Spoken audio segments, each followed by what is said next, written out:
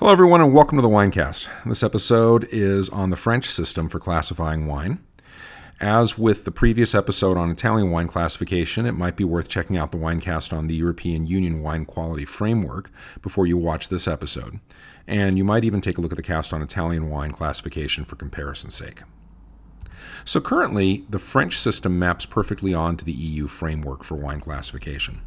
Like the EU framework, the French system has three tiers: a top level, highly regulated for quality wines, a less regulated middle tier, and a bottom level tier largely for the production of inexpensive bulk wine.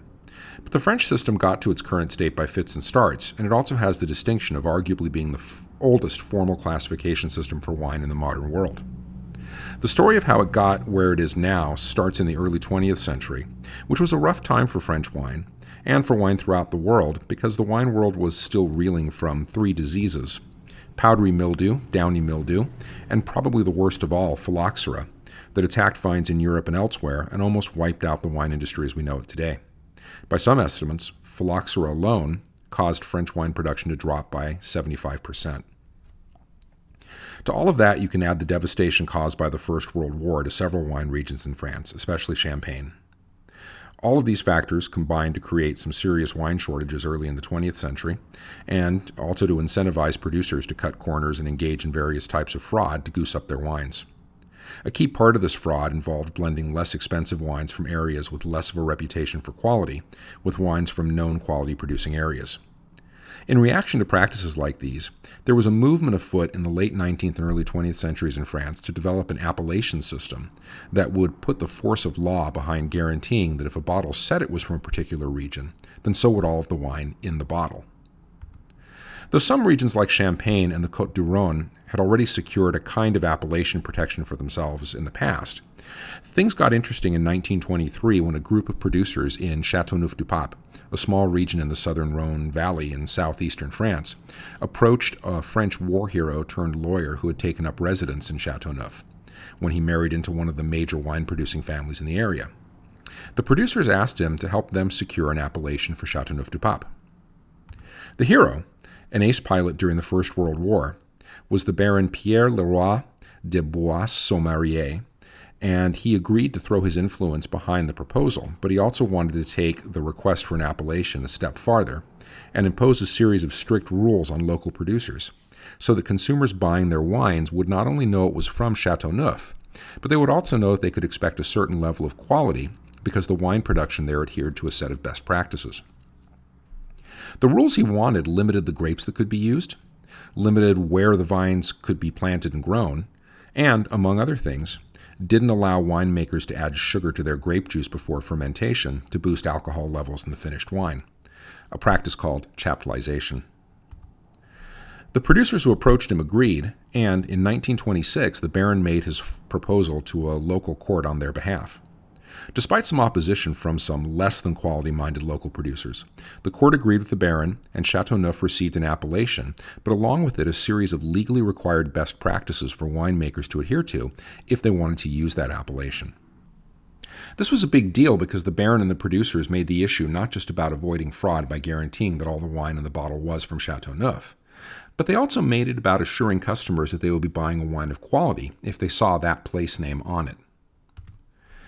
By the 1930s, there was mounting pressure to follow Chateauneuf's example across all of France's wine regions, and in 1935, a nationwide system of controlled appellations was rolled out, called AOCs for Appellation d'Origine Contrôlée, or Controlled Appellation of Origin, with the first official awards going to these AOCs the following year, including one for Chateauneuf that was formally included in the nationwide system at this time, even though in many ways it pioneered the movement.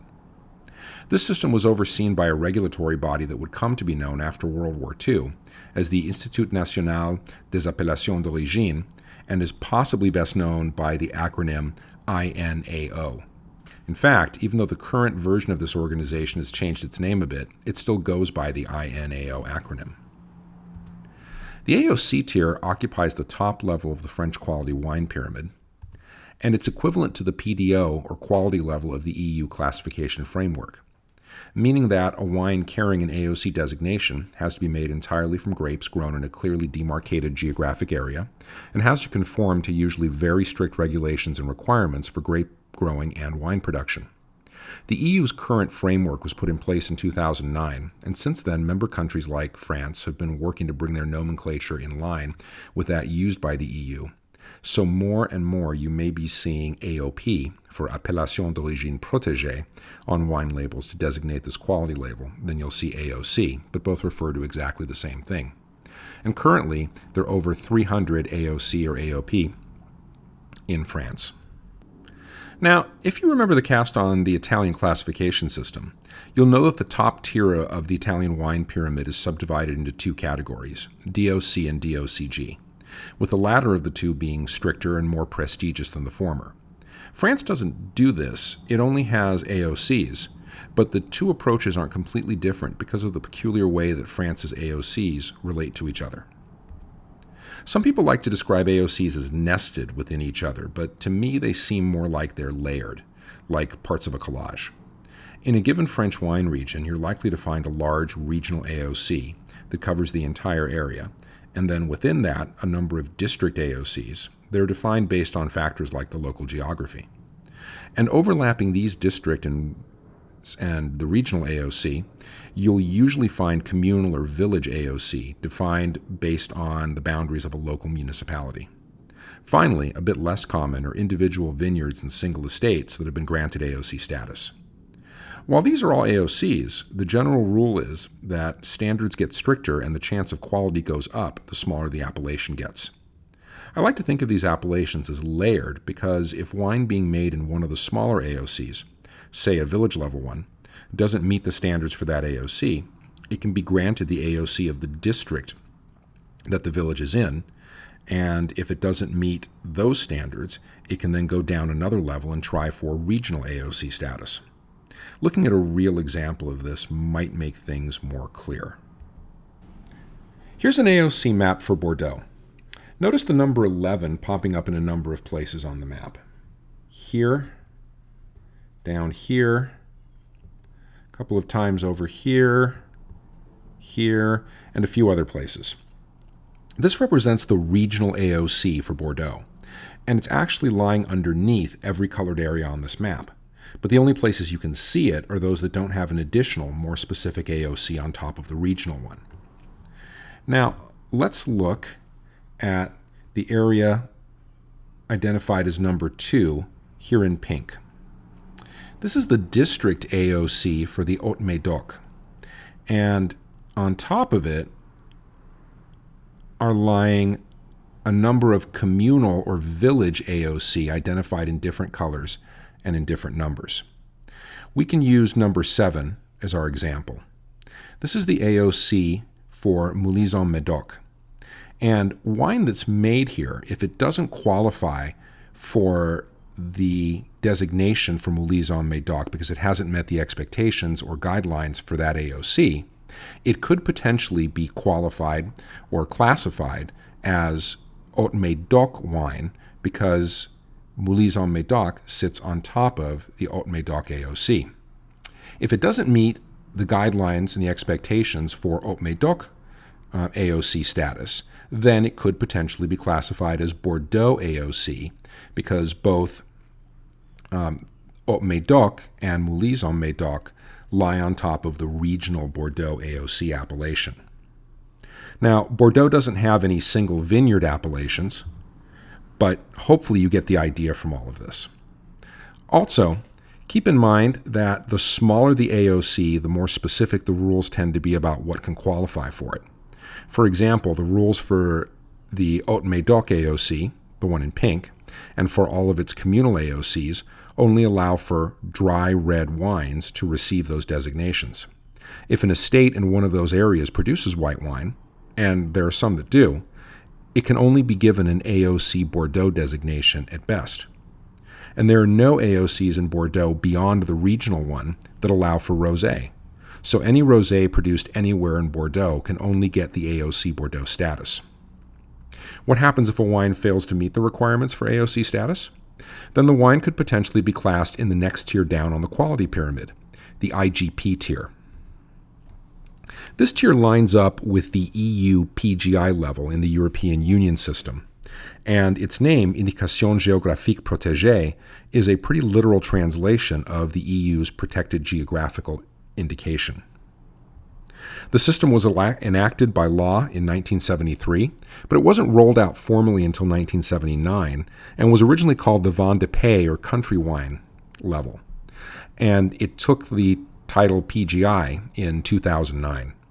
It was created as a less regulated tier than the AOC, as a means to allow producers to make wines in a non-traditional and experimental way, but also to be able to market those wines without having to identify them as table wine, the only other tier in the system, which was a category that had extremely limited commercial potential. This level took on the same significance in France that the IGT category would have for Italy, and it was especially important for allowing French wine producers to work on developing quality wines based on single grape varieties, a style that hasn't traditionally been very important or emphasized in France.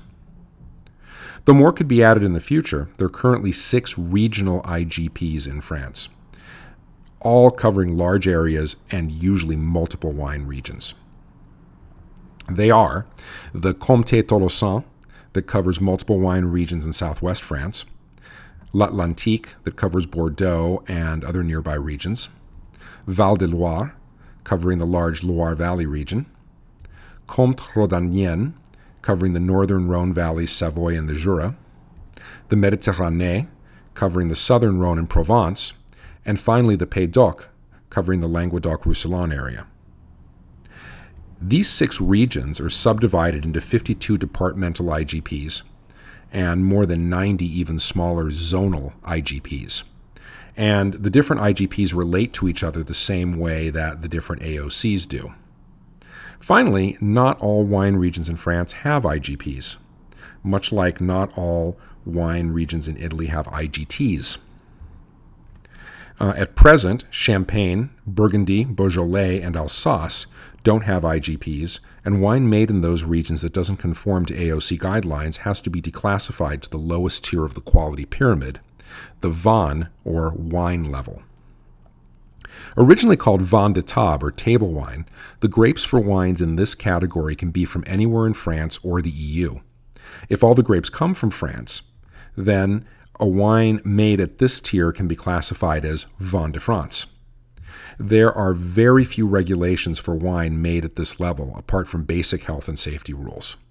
This category is not usually where you're going to find wine made with an eye to quality, but there are exceptions, especially in areas that don't have IGPs and where producers working outside the AOC guidelines for quality's sake have to have their wines classified to this tier. Lastly, I should mention that there was an additional tier on the quality pyramid up until pretty recently. Vin délimité de qualité supérieure, or delimited superior quality wine, that was situated between the IGP, or Vin de Pays level, and the AOC or AOP level. The idea was for it to function as a stepping stone for wines to move up to the AOC level, but that never really panned out, and the category was eliminated in 2011. It was never a big part of French production, so you're actually unlikely to run into too many bottles with this designation, but it does get referenced when discussing the French quality system, and I've included it here for the sake of completeness. That's this Winecast. Hopefully it left you with a better understanding of how French wines are classified and how those classifications relate to the EU and to other countries. If you want to see some pictures of classifications on French wine labels, please check out the cast on the EU classification system. There are several of them there. Also, please like and subscribe below, and always feel free to leave a comment. I'm the Unknown Winecaster, and I'm out. As always, enjoy the grape, but always enjoy it responsibly.